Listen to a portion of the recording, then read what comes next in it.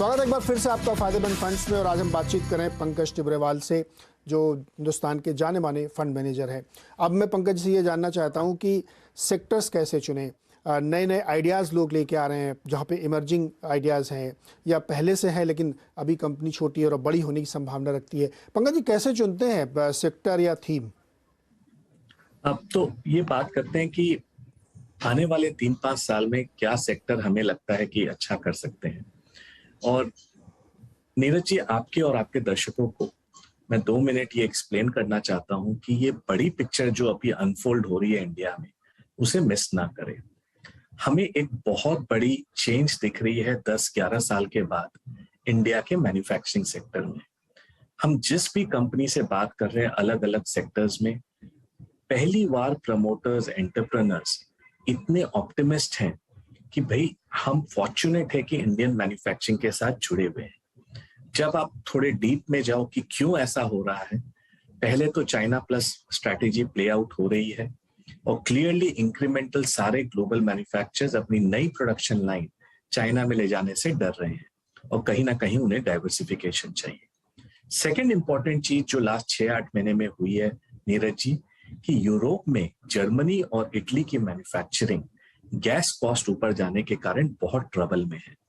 और आज के दिन जर्मनी और इटली विश्व में 17 से 18% एक्सपोर्ट मार्केट शेयर है इंडस्ट्रियल मैन्युफैक्चरिंग और ऑटो एंसिलरीज में।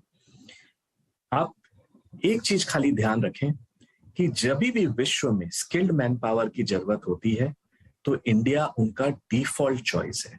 हमने आईटी में देखा, हमने फार्मा में देखा, अब हम इंजीनियरिंग और एक्सपोर्ट, इंडस्ट्रियल मैन्युफैक्चरिंग और ऑटो एंक्स में देखेंगे, क्योंकि आप इंजीनियर्स ओवरनाइट नहीं कर सकते हो शॉप फ्लोर पर।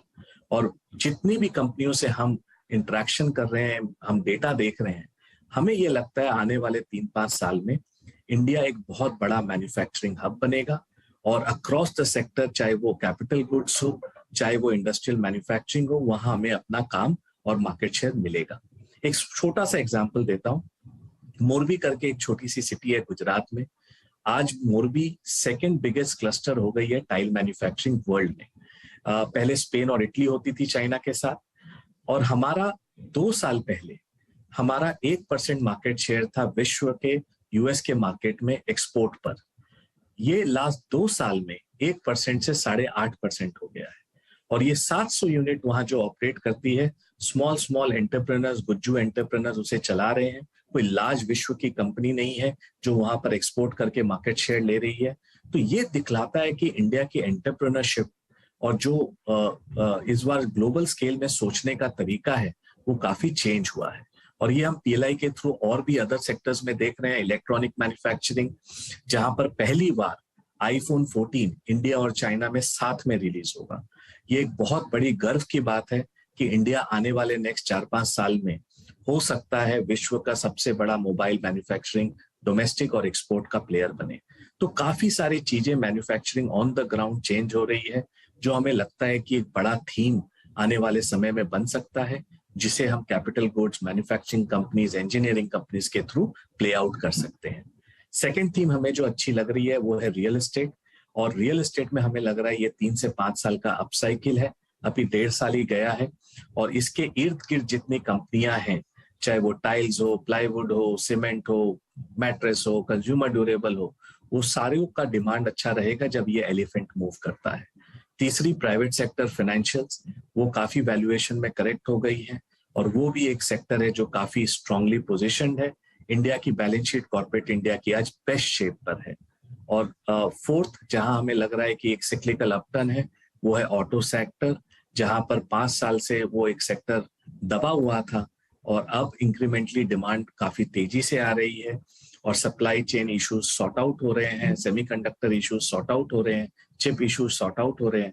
उसके कारण हमें लगता है कि नेक्स्ट 2-3 साल ऑटो सेक्टर के लिए भी बेहतरीन रहना चाहिए। सो ये एक तरीके से पोर्टफोलियो की पोजिशनिंग है। इंडस्ट्रियल, कैपिटल गुड्स, मैन्युफैक्चरिंग कंपनियां, सेकेंड आपकी होम इंप्रूवमेंट कंपनियां रियल एस्टेट को खेलने के लिए, third private sector financial banks, और फोर्थ अगर आप देखें तो ऑटो और ऑटो एंसिलरीज, और फिफ्थ सीमेंट, जहां पर हमें लगता है कि आने वाले नेक्स्ट 2-3 साल काफी बेहतरीन रह सकते हैं। बिल्कुल, बहुत विस्तार से बताया आपने कि और किन-किन सेक्टर से पोर्टफोलियो कंस्ट्रक्ट हुआ है इन दोनों ही फंड्स का। एक लास्ट क्वेश्चन पंकज जी, बड़ी कंपनियां नए-नए आइडियाज़ लेके लोग आते हैं, स्काई रॉकेटिंग वैल्यूएशंस पे, और पता नहीं उन्होंने मेरे कम से ये तरीके बदल दिए कि अब आप वैल्यूएशन कैसे करेंगे कंपनी का। अब वो कहते हैं कि आप वो देखिए टोटल एड्रेसेबल मार्केट कितना बड़ा है, ये सब चीज़ें लेके आते हैं, फिर से सिलसिला शुरू हो रहा है। ऐसी कंपनियों को आप देखते हैं या मुँह फेर लेते हैं? देखिए, इन्वेस्टमेंट के फील्ड में हमेशा आपको ओपन माइंडेड रहना चाहिए और अजाइल रहना चाहिए, लेकिन आपको अपनी बेसिक फिलॉसफी को डाइल्यूट नहीं करना चाहिए। तो हम हर कंपनियों से मिलते हैं, सारी न्यू एज कंपनियों से मिलते हैं, लेकिन जो कंपनी हमें लगती है कि अपॉर्चुनिटी है लेकिन उन्होंने एग्जीक्यूट ठीक नहीं किया या कैश फ्लो में दिक्कत है और प्रॉफिटेबिलिटी नहीं बनाएंगी for a long period of time, हम उन कंपनियों से दूर रहते हैं। तो मैं वापस रिपीट करना चाहूंगा कि stock picking in India is overrated, portfolio construction in India is underrated. अगर आप पोर्टफोलियो को ठीक भांति बनाएं और अगर अपने मतलब फोकस से ना गुजरे, मतलब डेविएट ना हो, तो आने वाला समय आपके पोर्टफोलियो के लिए काफी रिवॉर्डिंग रह सकता है। और इसमें सबसे इंपॉर्टेंट चीज है मिस्टेक्स कम करें। तो मिलो सबसे, लेकिन जो फिलॉसफी में आपके फ्रेमवर्क में बैठे उन्हीं कंपनियों में निवेश करो। तो अपॉर्चुनिटी ऑब्वियसली कहीं ना कहीं रहती है, लेकिन वैल्यूएशन सबसे इंपॉर्टेंट प्ले आउट करता है। बट खाली लास्ट चीज पर आपको एंड करना चाहूंगा, जो मैंने थोड़े डिफिकल्ट तरीके से सीखा है कि growth is the horse, valuation is the cart. काफी समय होता है कि हम खाली वैल्यूएशन को देख के स्टॉक्स बेच देते हैं और growth continue to surprise us. Many companies में हमारे साथ हुआ है। तो ये है कि जब तक कंपनियों में ग्रोथ रहे, थोड़ा अगर कंपनी महंगा भी होता है तो उसे पूरी तरह ना बेचें, because finally valuation is not the horse, growth is the horse जो अपने वैल्यूएशन को टांगता है। अगर आप उल्टा तरीके करेंगे तो कहीं ना कहीं आप मिस्टेक कर देंगे।